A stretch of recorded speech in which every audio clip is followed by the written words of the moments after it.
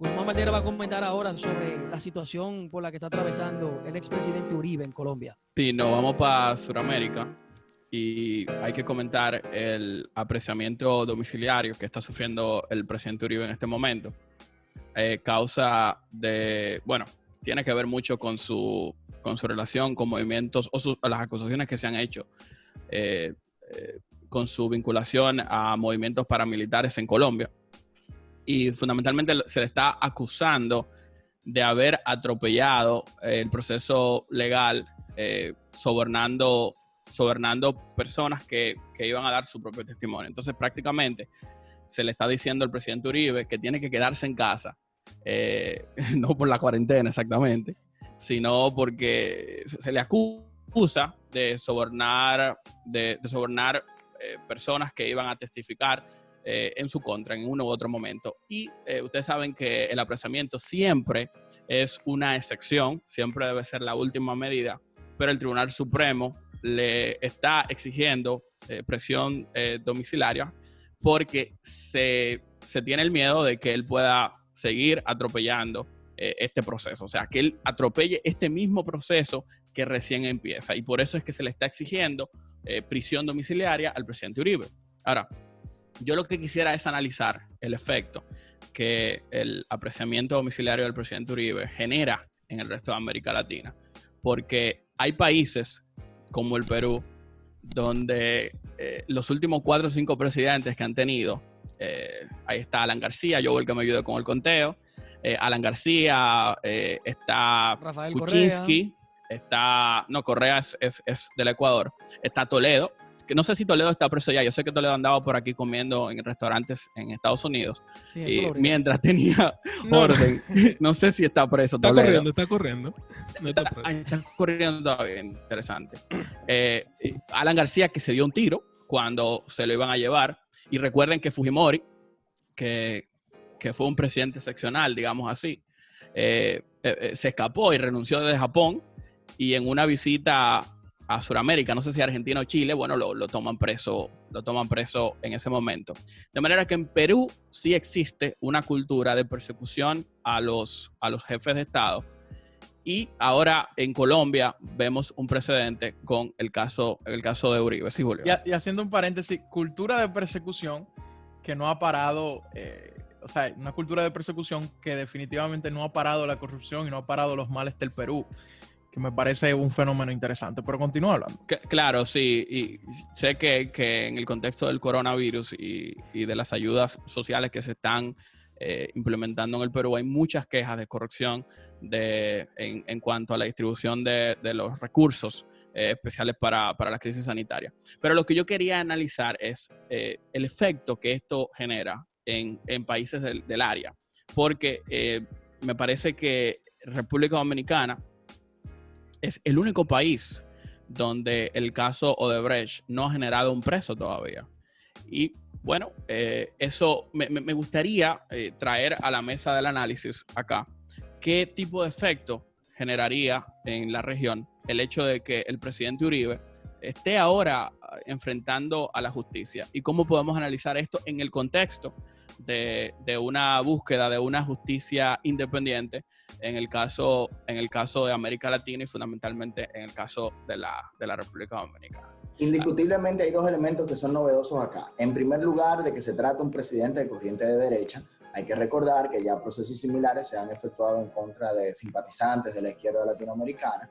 Y número 2, y más importante, que esta judicialización de la política trae como consecuencia o impacta a una persona que históricamente ha sido conocida con precisamente rivalizar con estos grupos paramilitares y declararle una guerra de manera abierta, en el caso de Colombia, a la guerrilla, a precisamente no negociar con estas personas de la FARC y todos estos movimientos armados en Colombia, que estuvo en contra y lideró un proceso de reforma en contra de precisamente todos estos acuerdos de paz, liderando precisamente el no a precisamente firmar un acuerdo con estas personas. Así que eso es lo que me parece novedoso, de que está cayendo una persona que históricamente ha sido conocida precisamente por no tener un acercamiento con estos sectores guerrilleros y paramilitares. A mí lo que me excita de este proceso, me causa orgasmo. Bravo, hermano. Ey, me causa Cuidado, orgasmo. cuidado. Amén, hermano. Cuidado, Simón. El hecho de que los mismos que promovían, el mismo sector de Latinoamérica que promovía una cacería de brujas en Brasil, en cuanto al PT y en cuanto a Lula y a Dilma, una cacería total, una justicia poco independiente, unos jueces que eran más activistas que jueces, ahora mismo andan llorando por lo que le está pasando a Uribe.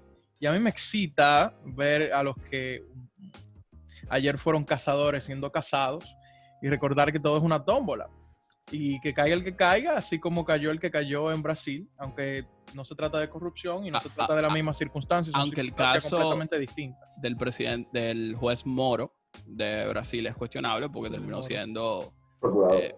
procurador. Y hay que recordar que en Colombia la persona más importante en materia política, y demostrado en los últimos gobiernos han sido decididos por él señalizar quién es su sucesor, es Uribe. definitivamente. Indiscutiblemente, el Definitivamente senador la figura Uribe No, claro, es la claro. figura más más importante de la política de colombiana. la política colombiana en el siglo Punto. XX. Recordar que el Claro. presidente Uribe cambia la constitución en el año 2003 Claro.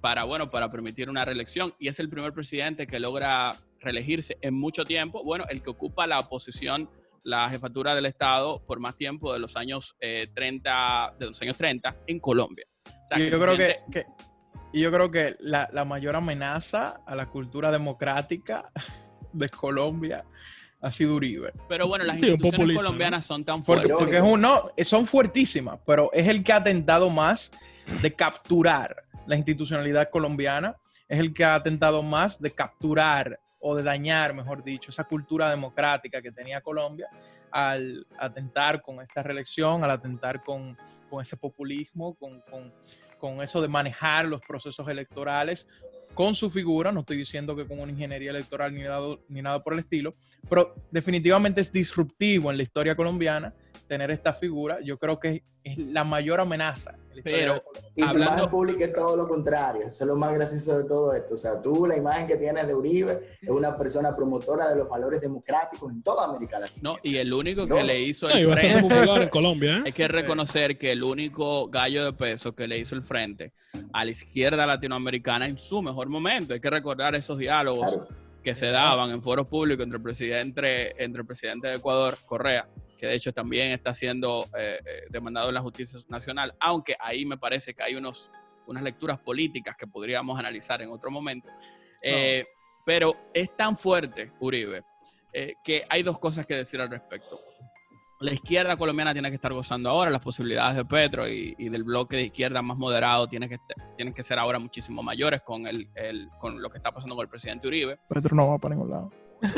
Bueno, vamos a ver, pero hay otros sectores de izquierda interesantes.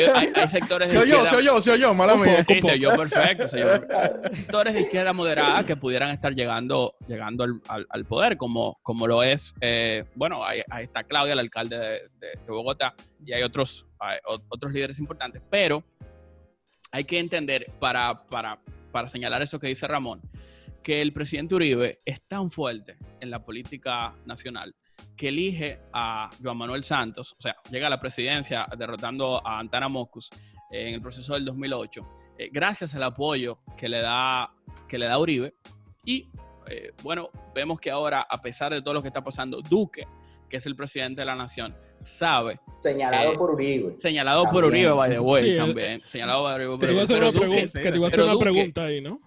Uribe es Sí, la máxima de Colombia. es la máxima de Colombia. El emperador. El Es el presidente emperador. Duque lo que hace es que le está dando el apoyo al presidente Uribe ahora en este momento tan bajo, y salió, me parece, hace unos días diciendo que la presidencia sigue dándole el apoyo al presidente Uribe, y esto Totalmente. entonces abre la línea de debate en cuanto a esa delgada línea que existe entre el Poder Ejecutivo y el Poder Judicial. ¿Qué tanto se puede dar el lujo al presidente de pronunciarse en cuanto a procesos judiciales? Aunque el presidente Uribe podría ser una excepción porque es un titán de la política colombiana y pudiera entonces estar haciéndose una lectura más política que legalista en este sentido. hay que contextualizar algo, y es que para mí, no solamente en el caso de República Dominicana, sino en América Latina completa, incluyendo Perú, que lo que ha hecho es... Una masacre. No, todo lo contrario, porque Perú no ha llegado a fondo en cuanto a sus investigaciones. Para mí ha sido una persecución política a ciertos líderes que ya ni siquiera tienen vigencia en el escenario político peruano. Pero en el resto de América Latina, en toda América Latina de manera integral, no existe una persona que tú puedas señalar y hacer un tracking de que efectivamente no solo cogió ese dinero, sino también que repartió ese dinero en otras personas más y que hizo todas sus dialuras. Ese caso de Brecht y otros casos más de precisamente negociaciones internacionales encubiertas, nosotros nunca sabremos la verdad, nunca la sabremos, porque no hay ni siquiera voluntad política en nuestros países para precisamente tener una lectura efectiva de lo que pasó. Algo que se le olvidó mencionar a Marlon, supongo, ¿no? Tú mencionas el caso de Lula, mencionas el caso de Dilma, ¿no? Correa, Dilma, ¿no? Sí. Y por otro lado, aunque no es un caso de corrupción específicamente, pero un caso que pasó el año pasado y que fue muy relevante, ¿qué tal Evo, no? Que ahora anda corriendo de cierta forma o que no puede ir. Evo Pueblo. Evo Pueblo. Pueblo. No sé qué opinan de eso, digo, ¿no? El caso de Evo, yo no sé si podemos discutirlo ahora, me parece que tenemos el tiempo encima, pero lo de Evo a mí me parece un asunto que tiene más bien que ver con política que con asuntos, no es estrictamente legales. De corrupción, sí. Exacto, yo no creo. Pero yo tengo mi confianza, antes ya de pasar a Ramón, en dos mandatarios en este momento, en Vizcarra, de Perú, que es un tipo que su popularidad se sustenta en la forma en cómo ha gestionado la crisis de legitimidad en función de toda esta persecución judicial que se ha dado en Perú, y en el presidente Manuel López Obrador. Vamos a ver al final del mandato de ambos, porque nunca lo persiguen mientras están en el oficio. Vamos a ver al final del mandato si esto se sostiene.